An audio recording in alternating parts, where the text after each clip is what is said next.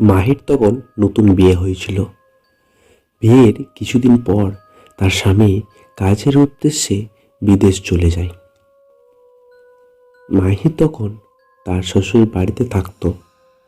ওই বাড়িতে কেবলমাত্র মাহি, তার শ্বশুর ও তার শাশুড়ি, এই তিনজনে থাকত। আর পাশের বাড়িতে থাকত মাহির ভাসুর ও তার মেয়ে সাদিয়া। একদিন রাতে মাহি ও সাদিয়া মাহির ঘরে বসে আড্ডা দিচ্ছিল।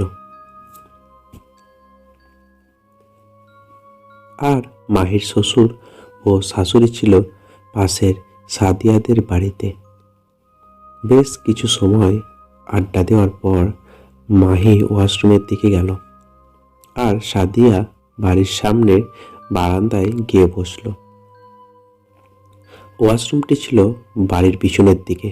এই ওয়াশরুমটি থেকে মাহির ঘর স্পষ্ট দেখা যেত।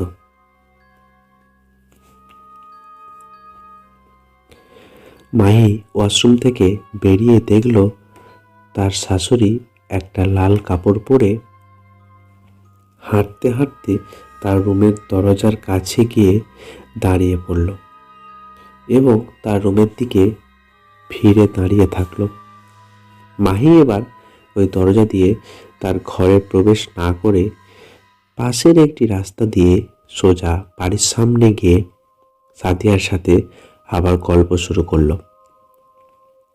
কিছু সময় পর মাহি পাশের বাড়ি থেকে তার শাশুড়ির কথা শুনে বেশ হকচকিয়ে গেল, কারণ সে কিছু সময় আগে তার শাশুড়িকে তার ঘরের পিছনের দরজার সামনে দাঁড়িয়ে থাকতে দেখেছিল।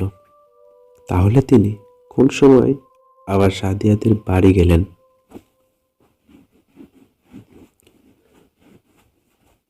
কারণ তার শাশুড়িকে ওই বাড়ি যেতে গেলে ওই বাড়ির সামনে দিয়ে যেতে হবে।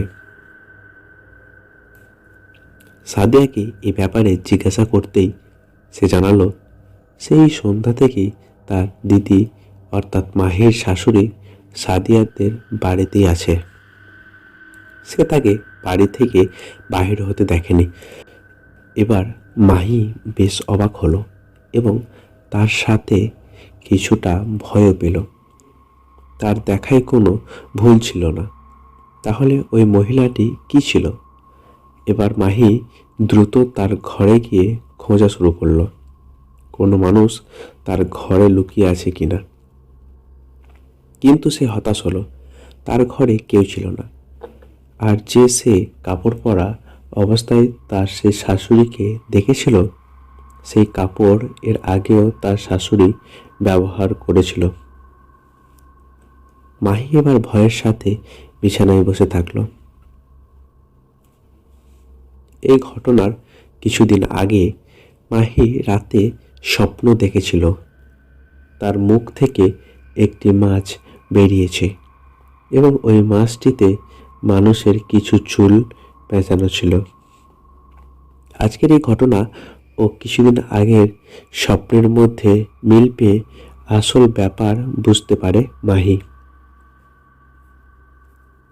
কারণ মাহি ছিল মাদ্রাসার ছাত্রী। সে মাদ্রাসায় পড়ার সময় নানা প্রকার অলৌকিক ব্যাপারে সাক্ষী হয়েছিল। তাই তার এই অস্বাভাবিক ঘটনার কারণ বুঝতে আর বাকি থাকে না।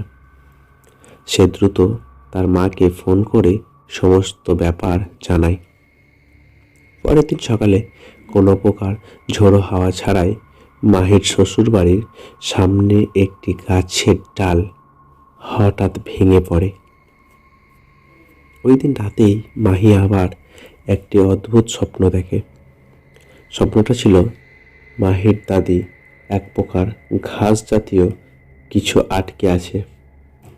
সে হাত দিয়ে ওই জিনিসটি বাহির করতেই তার ভীষণ কাশি শুরু হলো এবং মুখ থেকে বেশ বড় একটি চুল বেরিয়ে আসলো। এবার মাহি তার মায়ের সাথে একজন পরিচিত ওঝার কাছে গেল।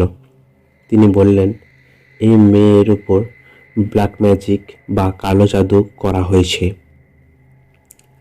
আমি এই দুটি তাবিজ দিচ্ছি, আশা করি সব কিছু স্বাভাবিক হয়ে যাবে।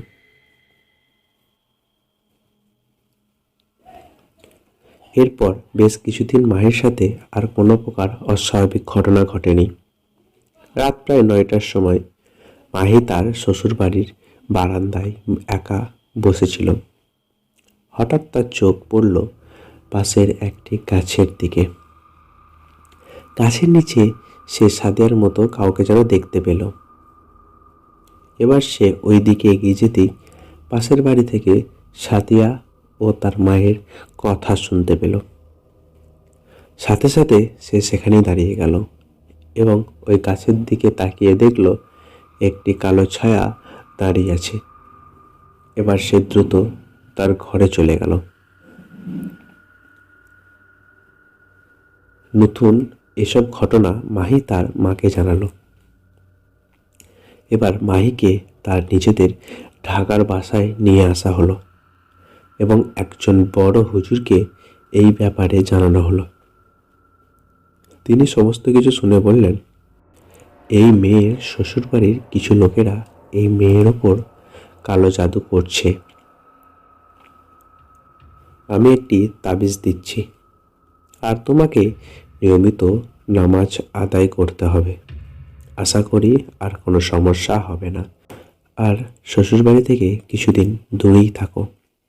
এরপর থেকে আর কোনো প্রকার সমস্যা হয়নি এবং বর্তমানে মাহি তার মায়ের কাছে ঢাকা শহরেই থাকে। গল্পটা শেষ পর্যন্ত দেখার জন্য সকলকে অনেক অনেক ধন্যবাদ। ভিডিওটা ভালো লাগলে একটা লাইক করবেন, কমেন্ট করবেন, অনেক অনেক পরিমাণে ভিডিওটা শেয়ার করে চ্যানেলটা সাবস্ক্রাইব করবেন।